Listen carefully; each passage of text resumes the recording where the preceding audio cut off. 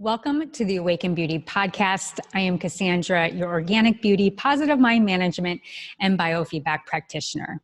And this episode is extra special, and it is on point and on time to what we are dealing with at a global structure today. And at the time of this interview, we are experiencing the spread of the coronavirus. And for many, not only does the world feel less safe, but our everyday experiences of meeting our basic needs, such as going to the grocery store, can feel threatening. And we face an immense amount of financial and emotional stress. And on top of this, families may not have the skill sets and have the experience of or are experiencing complete disconnection while underneath the roof at the same time, feeling disconnected and isolated and looking for screens and video games and other addictions just to keep us busy from what we're experiencing today. And though it saddens me that we have to experience something so traumatic as a collective in order to be empowered to change, I think it's important to speak on the importance of seeing this current reality as a portal, to opening ourselves up to creating new paradigms and new ways of being and healing from the past traumas, and staying present in the now and how we can get help from others. Now, there are some people that show up in the world that you can hear and tune directly into and feel their sense of strength, their sense of love, groundedness, and presence. And that is the sense you will feel from our guest today, Lynn Fraser, as we discuss how we can open, connect, and create a space to embrace change and cultivate self-love through these challenging times, but even more so, seeing a door that is open to us for opportunity and transformation. Now, a little bit about our guest, Lynn. Lynn brings the depth of 22 years experience teaching meditation. She specializes in holding a safe, trusted space for healing trauma in her private online sessions. And then Lynn lives near her family, ocean and forest in Nova Scotia, Canada. She is senior teacher in the Himalayan yoga meditation tradition and an experienced facilitator of Scott Killaby's living inquiries. Fast forward 25 years from when I first learned meditation in the early 90s, I see and love myself. I am authentic and connect deeply. My body is relaxed and I know my space, and trauma is largely healed and resolved. I am mostly free of reacting and have skills to work with thoughts and sensation. I know from experience I can be with whatever is arising in the space and time. I feel at 66 that I now am an emotional, mature adult. So Lynn has experienced a profound recognition of present moment awareness and embodies it naturally. That's the kind of teacher anyone would want. It's if one's teacher does not have a direct experience in what is being taught, true transformation just cannot happen. And that comes from Scott himself. So Lynn, I want to welcome you to the show. Welcome to the Awaken Beauty Show. Thank you for joining us today. Oh, thank you so much for having me. I'm really happy to be here. Yes. And so, we were connecting quite a few months ago. And as we know, life is busy and we've all been brought to a halt. And so, you were one of the first people I thought of as far as, all right, we've got to get Lynn on the show. And your experience and your personal experience truly speaks for the work that you do. So maybe we can kind of start with just the basics of you and your experience and what led you to trauma and the specialization in trauma relief for so many individuals that you've helped with over the years. Yeah, that's a kind of an interesting journey. And, we all have our journeys around this, don't we? Mm-hmm. So for me, I had a what most people would see as kind of an idyllic childhood. I was safe. There was no addiction, no violence, both parents. But there was a lack of emotional connection. And so when I was 12, a couple things happened and I was really suffering and in trouble, and there was nowhere that I could go for help. I couldn't talk to my parents. And I had a pretty turbulent, rough time as a teenager. I was publicly shamed. I was the bad girl. There was lots of stuff going on that was really difficult for me. And I was really desperate at times. I used drugs, alcohol, thought about killing myself. It was hard. Mm. And then, I kind of recovered from that through my, 1820s into, a period when I had a son, and was I didn't understand anything about trauma then. I just thought, I'd had a kind of a rough teenage years. What I didn't realize is that I was actually in freeze. One of the trauma responses of fight, flight, freeze, fawning. I was in freeze, and so things happened that weren't ideal for sure. But I was kind of managing, and then in the early 90s, I'd been working with an AIDS organization since 1987.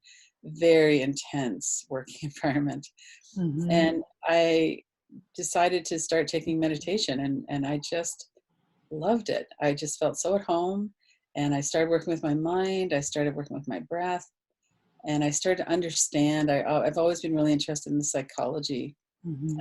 part of and this philosophy of meditation. So I went along and had several years of really deep practice and really starting to heal my nervous system. I was teaching yoga and meditation by that time. And then in 2004, I had a threat with my son was misdiagnosed with a serious form of cancer. Mm. And in the 9 weeks it took for them to say he didn't have cancer at all, he had mono. Wow. And I had a profoundly difficult time with that, and really started looking into my childhood, his childhood, and did some therapy and did some healing around that. And things were just starting to settle down. And then in 2005, I was riding my bicycle to work, and I was physically assaulted by a mentally ill person who was off of his meds on crystal meth, and he punched me in the head. I went off the side of the bike path, and I thought he was going to kill me. Mm. And a woman who was riding behind me stopped, a stranger, started screaming, called the police, and he didn't kill me. So that was good. So I'd had these two life threats, one after the other, and within a year. And I ended up with PTSD after the assault. And because I'd been doing so much meditation and yoga and relaxing in my body, I knew a lot about the nervous system already. Mm-hmm. So I developed a program that I could kind of use to heal myself. And over about 6 months, I started to gradually be able to go out of the house without so much fear. And, my brain was healing, my body was healing. So I did a certain, I've had these kind of points during my life where I've done some healing. And then in 2012, I connected with Scott Philby to do the training to be a facilitator. And a few years later, I connected with Gabor Mate. I do the Radical Recovery Summit. So I find people, I interview them about innovation and recovery and addiction. And of course, he's well known as a person who talks about connection and addiction, and talks about the people that are, that he worked with in Vancouver, heroin addicts, people with really serious drug problems, that they were all traumatized. And so he was one of the early pioneers in having us look more compassionately at addiction and looking through a trauma lens. And one of the things he said in my first interview with him was the effective trauma is that we disconnect from ourselves and from our sense of value and from the present moment. And that affected me so deeply because I could really look at that my whole life through that lens and the people that I was working with as well. And that led me on to a journey of really understanding trauma. And a lot of people think that they're not traumatized. I think right now with the coronavirus, a lot of people are going, yeah, I can see this as trauma. Yeah. And so we're having a collective experience of trauma right now and fear. We're having a lot of what's going on in my nervous system. Why am I so irritable? Why can't I sleep? And, I've done so much work healing my body, and I have a pretty regulated life. I live alone with my puppy in the forest, and I don't have a lot of stress, but I also have people that I love and care about. Right. And so, I noticed that one night I woke up in the, 5 a.m. I was just, my whole body was tight. And my shoulders, which used to be always around my ears, have been creeping back up again, And so because I know how to work with that and how to down regulate, I'm able to kind of keep some equanimity there. Yeah. But in 2004, when it happened with my son's misdiagnosis, I had so much catastrophic thinking. Yep. Like, I would go into the future and I see it's so common for us to do this now. Yep. I don't know what's going to happen. And what if this happens? And what if I die? What if this person that I love gets it? What if, I don't ever have a job again? There's so much fear, Mm-hmm. and we don't know what to do. And so it really triggers our survival system. Yeah. So a few years ago, I wrote a book called Friends with Your Mind, How to Stop Torturing Yourself with Your Thoughts. Mm-hmm. And so all of those practices are really relevant right now, to work with our mind skillfully, but also to recognize that the catastrophic thoughts in our mind are coming from the fear in our body, Mm-hmm. generated by the nervous system. And so that's what I do now, basically, I work with people around healing trauma, but right now the trauma we're all working with is the fear of the situation that we're in. Yeah, I think it's so beautiful and so important as far as a message right now, because, I think we can live a lot of our life. And I think I read somewhere in one of your blog posts or what have you, but you made a statement that as you reach the age of 40, you really truly found self-love and Mm-hmm. self-acceptance. And we're never too old to Yeah. really truly meet ourselves where we can be in that place of self-love and not self-criticism. And as far as like the sleep and all of these different trigger reactions on the body, we can only do so much with our conscious mind, where so much of it is subconscious. And so, I tell a lot of my clients, I'm a clinical hypnotherapist, is there's still so many messages coming in energetically, that there's such a global shift right now, and not even getting over esoteric, but there really literally such a shift globally that the mind and the body don't really know how to process it. And at the same time, I always like the analogy of, we have an old system, we have the old Microsoft system, and we haven't, aside coronavirus, we haven't taken the time to really sit down, unplug, reboot, and then start working with the new system. And so we've got all these old patterns and old systems now running, and it's almost like they can become an echo chamber. So it's not necessarily that, coronavirus is creating its own subset of trauma. Just, it is a global experience. Right. And to deny that is denial, because it's a real human experience.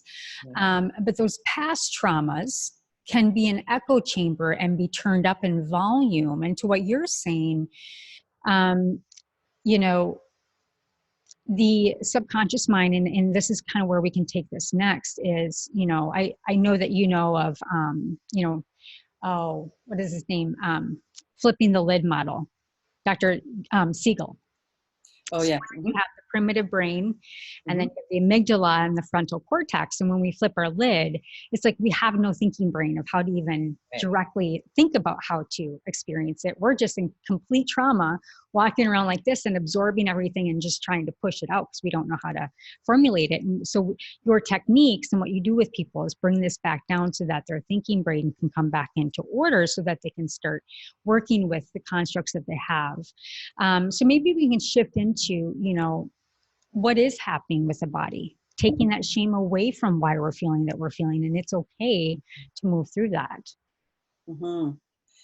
And, I find that a little bit of trauma education and nervous system education is so helpful. Yeah. Because just exactly what you say, people are shaming themselves for our reactions, but our reactions are built into our mammal bodies. Mm-hmm. So we all have a primitive brain. We all have that fight to survive.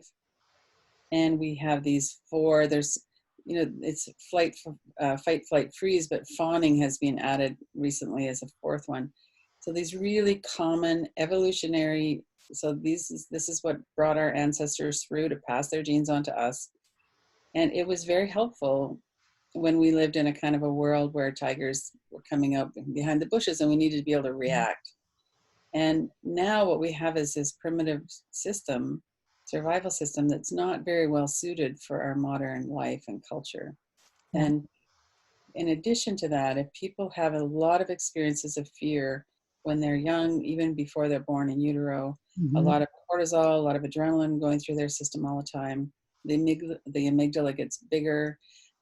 Dr. Mate talked about that a little bit in a recent podcast with Russell Brand, just talking about what happens in the body. And so everybody's having, whatever experience we're having with the COVID-19, but depending on our prior trauma, we might be a lot more triggered and we might be having a lot more difficulty. So the first thing that we're going to always try to do with a threat is get away from it. We're going to try and run away and escape the threat, which makes sense. And then if we can't get away, we're going to fight or freeze. And so we kind of have a preference. Our body has a preference based on what's worked in the past. Right. So, when you were a kid, if you got yelled at and you yelled back and then they stopped yelling at you, you're probably going to have more of an anger response. If you yelled and then got in worse trouble, you're going to go into freeze, or you're going to turn that anger against yourself. And so we have these responses that are, we could really use a lot of cognition right now. We could really use a well-functioning brain. Absolutely. This is the exact time when a lot of people don't have very good access to it. So Yep. a threat of income is a threat that we respond to. A threat of social losses, social status, and certainly a life threat. We could get sick, we could die, or people we love. And then we also have this experience of, we call them core deficiency beliefs of the reason things have been hard in my life is because there's something wrong with me. Right. Unlovable, unworthy, disgusting. And if you have that, then even just the social distancing feels personal. Like, I know in my head that it's not really because of that, but I'm experiencing this. So that makes it a lot harder for people too. So some people are, I'm in a really fortunate situation where I am. I'm safe and secure where I live. I don't have anybody in my house that's against me. And sometimes, people turn against each other, and it's just our survival systems are in gear, and then nobody's the adult in the room because everybody's triggered, right? Yeah, everybody's triggered and they are mostly responding out of the, lowest part of the brain. And that's, from, I really think, and I have a heart for these families right now too. It's, to shut down the kids from school and then to expect them to have the self-resiliency, to be self-disciplined, to get up and do their homework and to be compliant with their parent. And, where, I own a salon. And so, women are in my chair and I am utmost, I live a life of service. And so I try to be as present as I possibly can with them because I'm there to deliver a nurturing, whatever that is for them at that time. And you and I both can agree the addiction to the phones and what's next and the dings and the dopamine and all of this, when all of that's shut off, you have nothing else to be vulnerable to who you are and who you've become. And so even though it may be, a force out, like I can't be with my clients, there's just such a push against you as far as like pushing up against you. I don't know how to explain it, but there's just such a shutdown in the body. Yes. And so it's hard to bring that awakened again and just really start tap into it. And you and I had said to you, maybe now isn't the perfect time to go and dig up all your past trauma, but for hypnotherapy, I'm just helping people understand what you're saying is understanding the primitive brain, how it works, why it's trying to keep you safe. But also there's a positive side to this because it's your master. And if you can help your subconscious mind and kind of coach it along on what you want it to deliver for you, there's great opportunity there. And I think we just need people like you or professional help to really help us gather those tools and just kind of be mindful of the time that we have. What is something that you've been able to, even though you are kind of secluded in this beautiful forest and one dog, and I myself am single, so I don't have to deal with anybody else in my home, but is there something that has personally helped you? Is it a meditation practice or anything that is just kind of you keep coming back to that has helped you? Even clients coming to you with trauma can kind of start to kind of sting you a little bit with, energy. So what helps you? So the most helpful thing I find is to be present in our own body. Yep. So it's somatic, and that's something that's been really growing in awareness the last 5 years, last 2 years, even a lot more. Everybody's talking about somatic healing now. For sure. And it's because it really is necessary. Yep. So, for instance, my son is at a bit of a higher risk. He has chronic asthma, Mm-hmm. and his wife's a doctor, so she will be exposed to it. Wow. And so for me, one of the things that comes up is a feeling of heaviness or tightness in my chest, and there's pain. And so I've been sitting with it, and I've been, facilitated around it too in the inquiry practice that I do. Part Mm-hmm. of what we do with a facilitator is you have someone there to just kind of help you stay present. And so we work with the energy, and so we start with, well, what do I feel in my body right now? Mm-hmm. And when we feel fear, it's often in our gut, Yep. or we have the tight shoulders, we're defending ourselves, And when we have some kind of heartbreak or sadness or grief, it's often in the chest and the heart area, the heart center. So I sit with that, and I'm present with it, and I welcome it. There's a really simple practice that we do, thank you for arising, that's kind of a variation of the Ho'oponopono prayer. And so you would just, and everybody watching could do this for just a moment, just kind of tune into your body, take a breath, Mm-hmm. and notice what's here. Notice if there's energy, sensation, or bring your attention into your heart center and notice what's there. And then to that energy, as though you're talking to that energy, say, thank you for arising. I love you. And you're welcome to stay as long as you like. Mm-hmm. And when we have pain, mostly we don't mean that. Mm-hmm. We want it to go away. And we have a whole culture that's built on addiction to make the pain go away. We don't want to feel it. And then at some point in our lives, and for a lot of us, it's right now. Yep. This has disrupted things so in such a major way that we're just sitting here going, oh my gosh, what am I going to do now? Yep. So to feel that pain, and then to see, well, what are the thoughts that are here? For me, it's one of the things I was looking at was my son could die. Mm-hmm. I don't know that that's going to happen. I have no idea what's going to happen. They're taking all precautions, right? But Right. that's the fear. And so then I could look at that, and there's different ways. We can put the words into this area here and just kind of do some tapping on them. Take our attention into the sound and sensation of the tapping.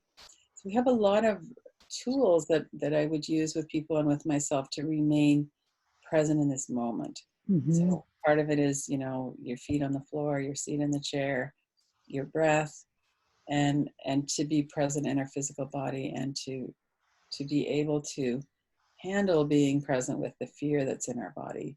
And that's how we actually calm ourselves. Mm-hmm. So Gabor Mate talked about co-regulation emotionally. And so a child needs to have a self-regulated adults to co-regulate with. And right now, and so a lot of people didn't have that. Mm-hmm. But also right now, there's not very many people that are self-regulated because there's so much fear. Right. So in a regular crisis, you might be able to go to your friend who's pretty stable. But right now, everybody's really struggling. Yeah, everybody's experiencing their own kind of trauma, whatever that is for them, whether it's financially or, I've had a number of, a lot of the women I serve are 45 plus, and, a number of them very, very concerned for their parents. My mother herself, when we as women and nurturers of our parent, we can't go into the facility to help Yeah. help them eat, love them up, A fear that's come up for me is I've always told my mother, I said, Mom, the time and point, if it ever comes that you can't see grandma, and I don't want to go there, but I say that's when I see her decline and her actually passing away, because it's that human connection that's keeping her alive, that I know in my heart and my intuition. Mm-hmm. So all of those things can kind of come up, and I have to say, so what? We cannot control everything. Right. And the somatic experience is definitely needed. And I think, the facilitation that you've gone through sounds really great, because it's important that someone gives you permission to continue to work with it in your presence. Yeah. Because we live a life, of addiction and pushing that down or away, and work and all of that. Like I said, it's all those constructs have been pulled away. For me personally, going outside, my previous thought process was, I'm such I'm an earthy person.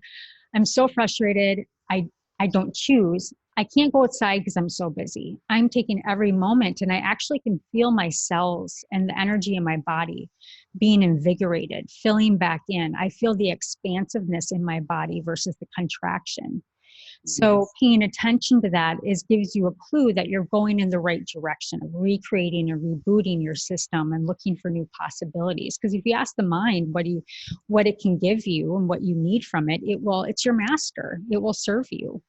But like you were saying, pushing up on, the negativity is it's gonna bring more negativity, what you focus on. So, Dr. Gabor Mate, I'm just, I think we both love his work and have both been and the industry has been very influenced by him. Working with him, this piece of the addiction and even in utero and, moving through that, the childhood experience, oftentimes, we don't have a thinking cognitive brain, until the age of 8. So all of those memories and small or big traumas are stored, whatever that looks like. Can you speak a little bit more about the work with Gabor Mate and how that has really opened up your mind and how you maybe practice with your clients? So one of the, his definition of trauma being that we disconnect from ourselves. And a lot of what that looks like in people is a really severe inner critic. That mean, nasty voice. What's the matter with you that you can't get more done? What's the matter with you can't get out of bed right now? And just that nastiness. And sometimes that's a voice we heard as a child. Yeah, that's for sure. But it can happen in other ways too. The disconnection can be just a deep freeze where we just kind of sleepwalk through our life. And we get really busy. But one thing I think is really interesting is how there's so many people that want to go outside right now. So it's like we have that sense of that. And that's what we actually really need, is to be outdoors. We need fresh air. We need to be moving our bodies. Yeah. And, I feel really sad for people in really populated areas that aren't actually even allowed to go outside. Yeah, I have some people that I work with in New York City and in the UK, and they're allowed to go out for 1 hour. Wow. And there's police everywhere to monitor that, And so to be in a situation where you can get out more is so helpful. But even to, stand at an open window and feel the air and the sun on your face, so what we often do is we'll shut down, and that's how we disconnect. And so the reversing of that then would be to connect. Yeah. And it's hard to do that. We can't do that physically necessarily right now. But, we can call an old friend, or we can get on an online platform, and I think people are really seeing that and craving that and trying to do that. And whereas it, like you said, even a few weeks ago, it seemed like you were too busy to go outside. All of a sudden now it's like, there's this real stop. It's like, wow, what am I doing in my life? Is it in alignment with what I really feel is important? Yeah, so true. So true. Opportunity.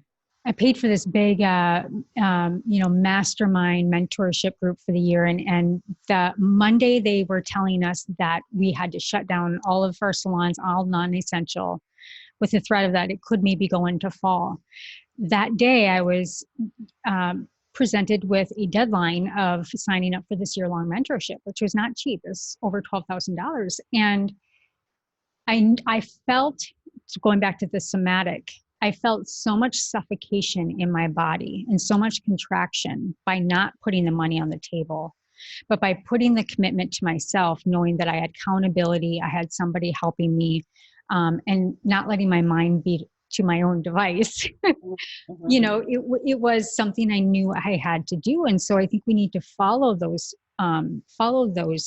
feelings of where we need to go, who we need to call, what kind of constructs we want to tap into. And I think you would agree, not watch the news, because these are all small, low vibrational inputs that are coming in. And what we let in is the output that we get.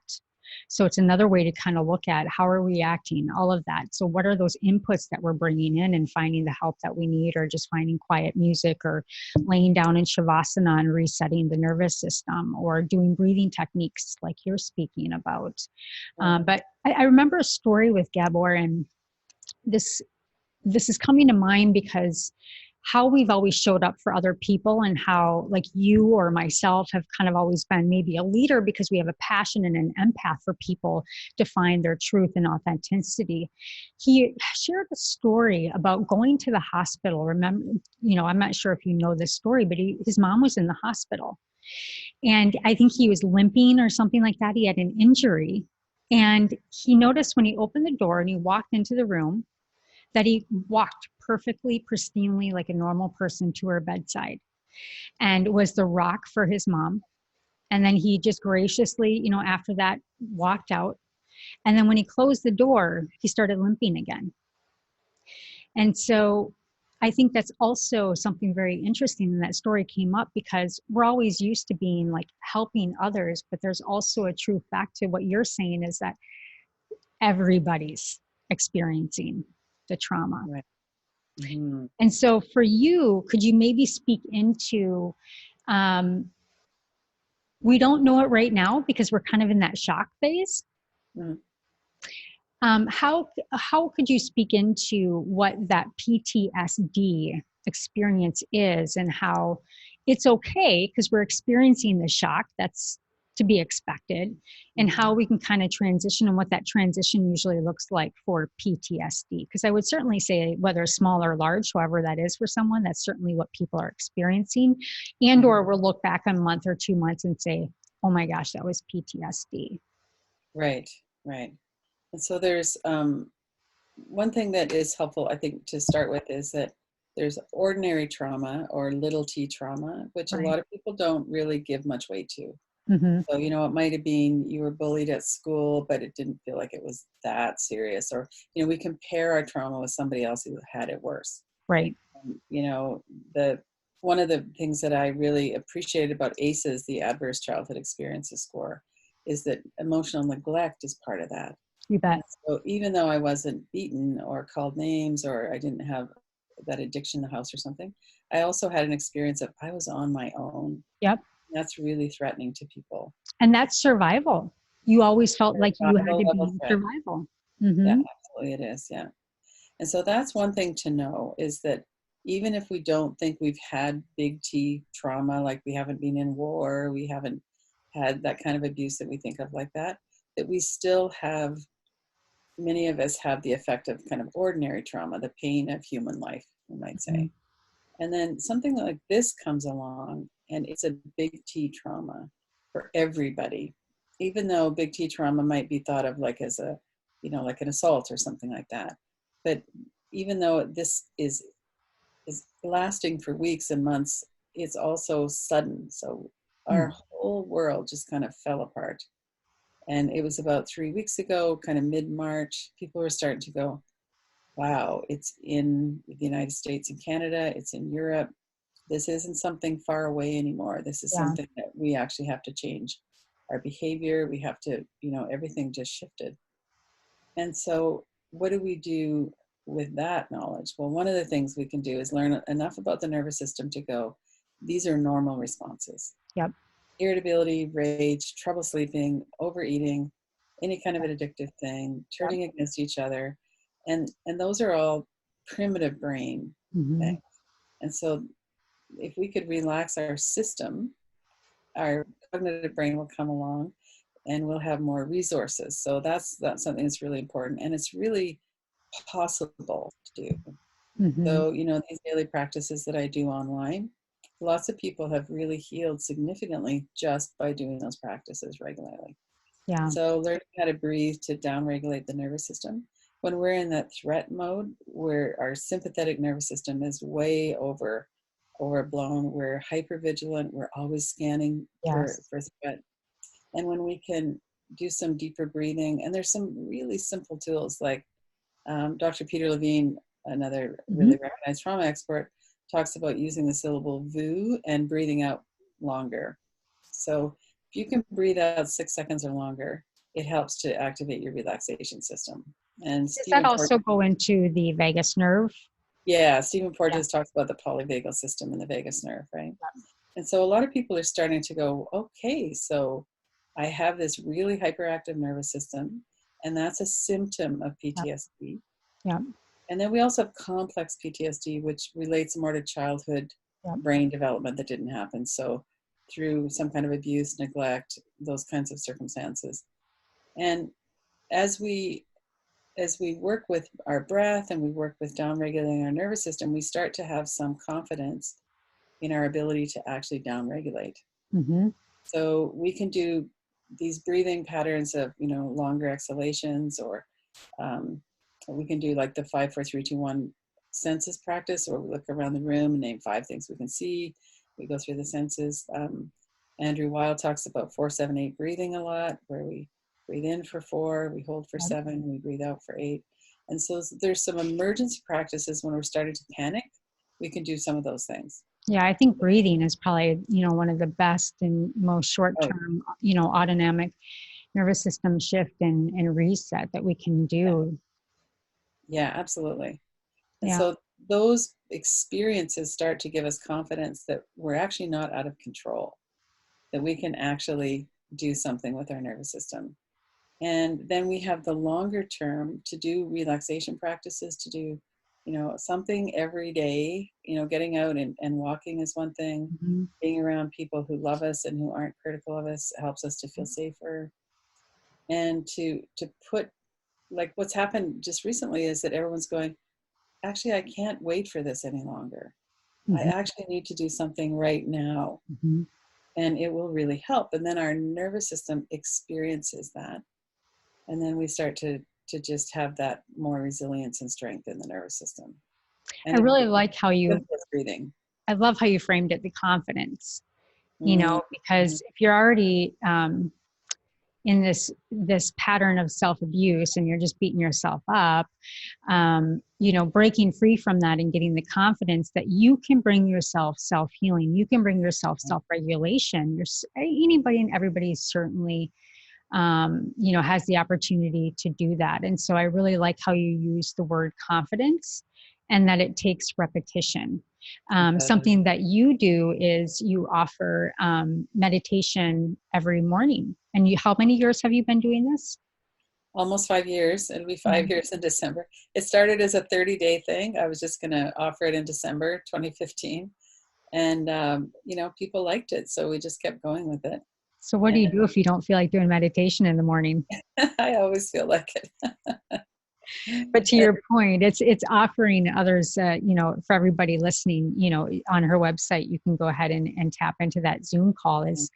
That's one thing that you can do today, that the sacredness of Lynn's voice coming through this podcast invites you into that space where you can start creating just one habit, half an hour, is a great way to start experiencing that. Yeah. And there's there's a gradually building experience in our body that we need of safety and downregulation. And for parents who have children at home right now, especially, the most important thing to do with your children is to help them work with their nervous system. Yeah. So that means we have to work with ours first. Yeah. But to do some dancing or do something to shake the body and kind of get some of that fear out of the body, and to do some breathing and to work with the mind, and just to validate, hey, this is a scary time right now. You don't get to see your friends right now, and I understand that that's hard, and how can we all form an alliance so we can work together and get through this and not be fighting against each other all the time, And that's all about the nervous system. Absolutely. Yeah, it does, it really takes the shame away, or it takes off the confusion I always talk about, the Awaken Beauty podcast is helping women, and now it's beyond, it's adding the mind, but connecting their beauty and biology, because, if I'm doing somebody's hair, but we're talking about our hair loss, it has nothing to do with what the external is. The real conversation is, what are the stressors in your life that are maybe kicking off your thyroid that are causing you to have hair loss? It always goes back to, what are you experiencing and hanging on to that the body is reacting in such a way for an extended amount of time that's resulting in X. And so, another piece that I like to share with clients is the power of imagination. So I think you would agree, probably, we are talking about meditation by ourselves, or if you've never done meditation, probably maybe wouldn't be the first thing to go to if you're by yourself and trying to do that, because it does take kind of a discipline to come back to your body, and maybe something more like a guided visualization or a guided meditation is better to help guide you through that. And the imagination is so powerful. I mean, when I teach hypnotherapy clients, we have the critical factor filter, and anything that we let back and behind that are all subconscious pieces that are we're going to blow up. And so we're really going to create a magnifying glass and blow up our imagination 200, 300 times what the reality really is. So I just kind of want to put that as also a checkpoint out there, is making sure that we're using our imagination for good and not allowing it to run wild, because that little child in there is running wild. And we need to bring it, into the front faculty and agency, and make sure that we're really present and conscious in our day versus just letting our imagination run wild. And so maybe we do a visualization technique maybe a couple times a day, or go for a walking meditation. Those, I think, are good tips too. Mm-hmm. My meditation teacher used to say, the greatest gift you can give the world is a peaceful mind. Love that. Yeah. So when something like this happens, it's hard to stay self-regulated. Mm-hmm. The more that we can do that, the more we can help other people. And it might be that you can help your children. It might be that, you can get on the phone with friends and help them to kind of settle. It might be that you're not a jerk at the grocery store. Mm-hmm. But, we just need to have that felt sense of safety. And we can always connect with ourselves. Mm-hmm. And so that's part of the gift of this time, if people are able to, is to really tune into what's going on with me right now.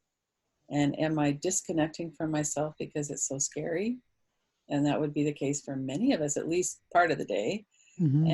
And how can I really bring kindness and compassion? This is a hard time.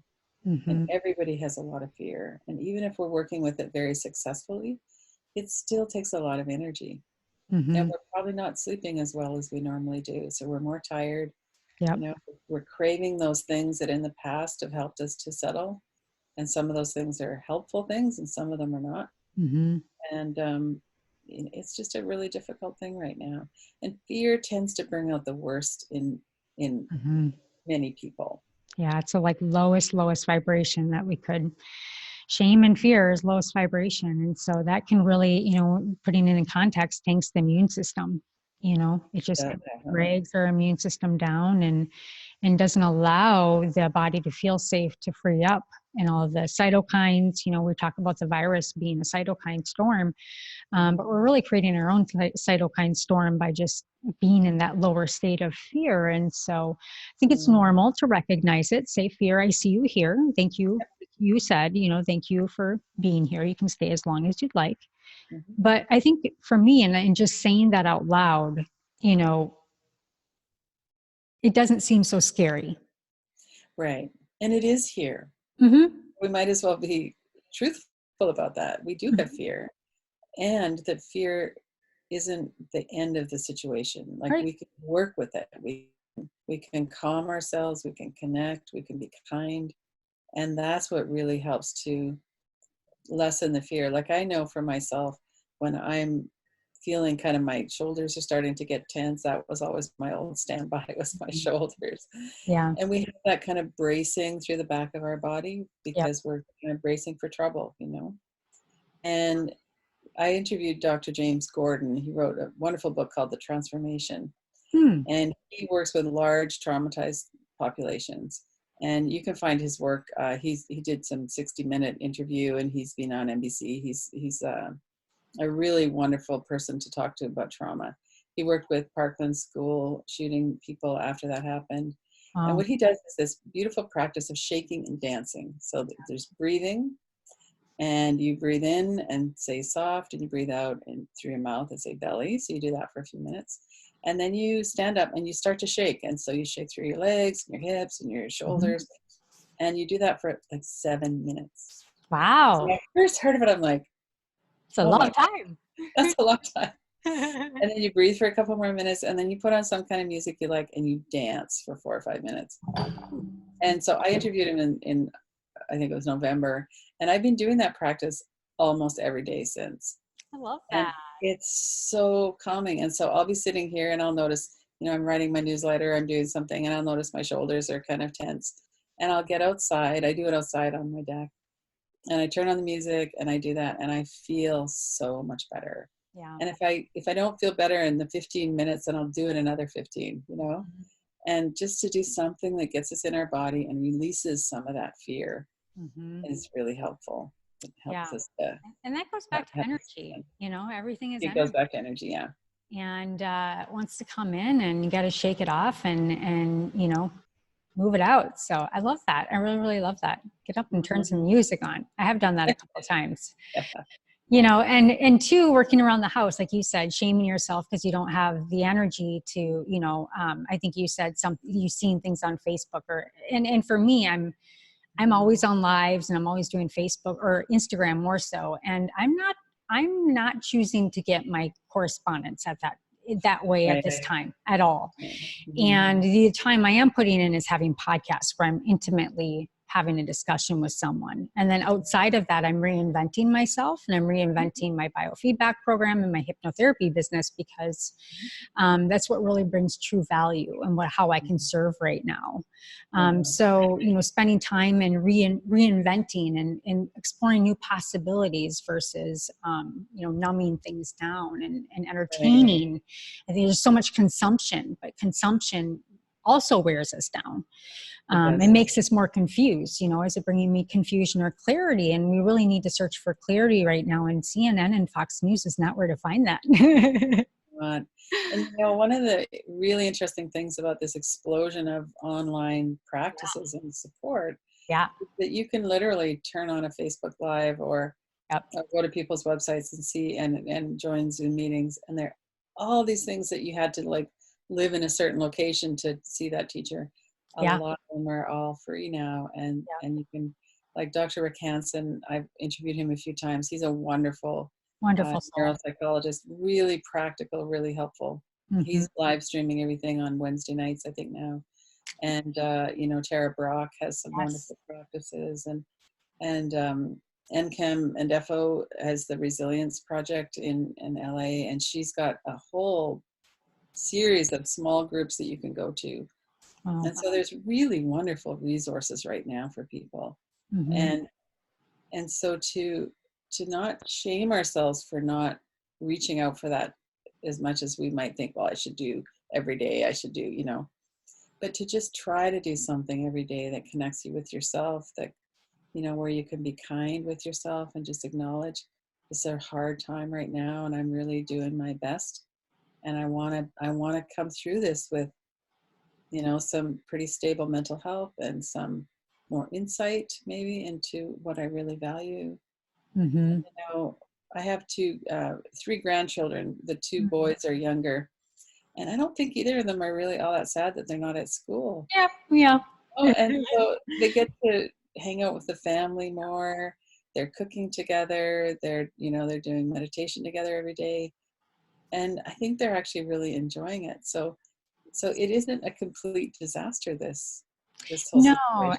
And even thinking about families that are maybe, avoid things by the screen or what have you, at some point in time, if you're stuck in the home for 2 months, it will force you to have to dine together. It will force you to have to coordinate together. Now, it saddens me that domestic violence and all of that is on the rise, but we can look at hope for families. There is hope for families to be able to come back together.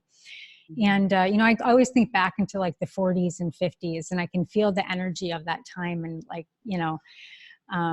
just the wholesomeness of the family at that time, and how much of that we've lost, and how America was so great at that time, and the great revolution, and all of that. And, you know, I think about that when we come back with the economy, that we're less separated, we're more together as a globe. And we've used the constructs of what have the information that has kind of pulled us apart to now use it for our good out of personal choice. And that this is a reinvention of the globe when we go back. So I kind of think about this back in the 40s and 50s of this, you know, this revolution happening again in an entirely different way. It's a total reset, which is, I really celebrate. I'm really happy about that. Mm-hmm. Well, and the thing that we could do better this time is to have more truth and authenticity, and more trauma informed, that we're not just pretending everything is okay. But certainly the economic structure of the middle class disappearing has put so much pressure on families. Oh, for sure. Having one person at home to kind of take care of the family, and to have that ability to not have two people working flat out all the time. That's been a really negative impact. So if that could change, you know, that would really make a difference. You know, children have such a hard time right now. There's so much pressure. A lot of kids are dealing with, you know, blended families and going back and forth with custody. Yeah, good point. It's really tough for kids right now. And so if the parents aren't really self-regulated, they're not really able to provide that connection with the kids. And, you know, there's so many, you know, you mentioned Dan Siegel earlier, and there's so many great resources. He and Tina Payne Bryson have got some great stuff around children. And it's all about connection. Everybody's circling back to connection, that we need to be connected with ourselves and with each other. And that's something that we can do. That's also very possible. And with the earth, you know, we're organisms that live within the earth. And for us, for so long, we've modulated our day to get up at 4:30 because we need an hour and a half to just get awake. You know, we have an opportunity to kind of reset our circadian rhythms and start living with nature again too. And I think it's really a beautiful piece that we can tap into. So I think from today's discussion is, yes, there's this this reality of being honest with ourselves about trauma, and that we are experiencing trauma right now, and just being cognitive of that is okay. You don't need to like go down into the body and, okay, I'm going through trauma, but just to be aware that we're going to come out of this, and then just creating the right constructs of support system we feel are right and true for us, I think are the most important things that we can do right now as we reinvent ourselves and listen to beautiful people like you. So thank you so much, Lynn. Is there anything else that you would want to share or would be helpful with our guests? I'm certainly going to share your website, your YouTube channel.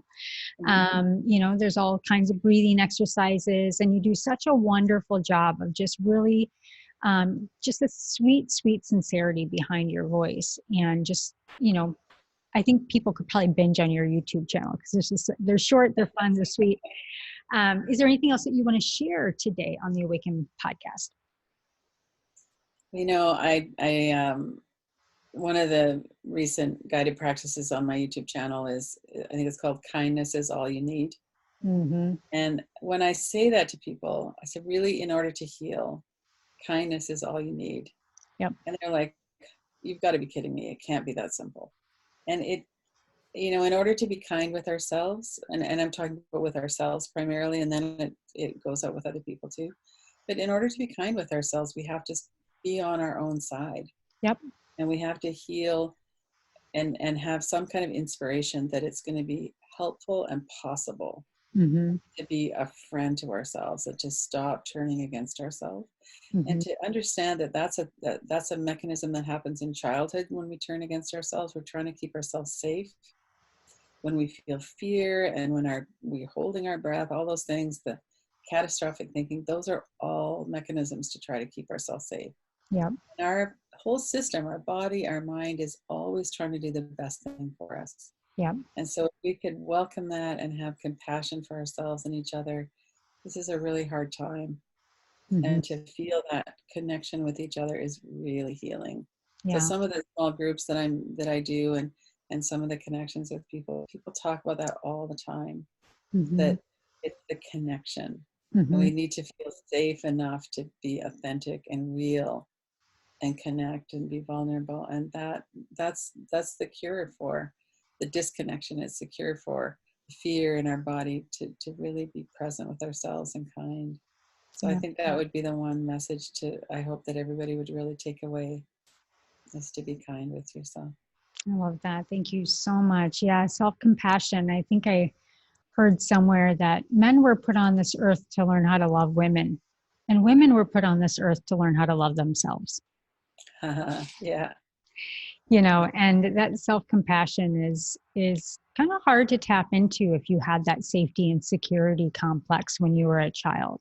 It is. Is for some reason, subconsciously, deep down inside, you don't deserve that because you didn't have that. So the body didn't know that, the mind didn't know that. It wasn't a part of your normalcy.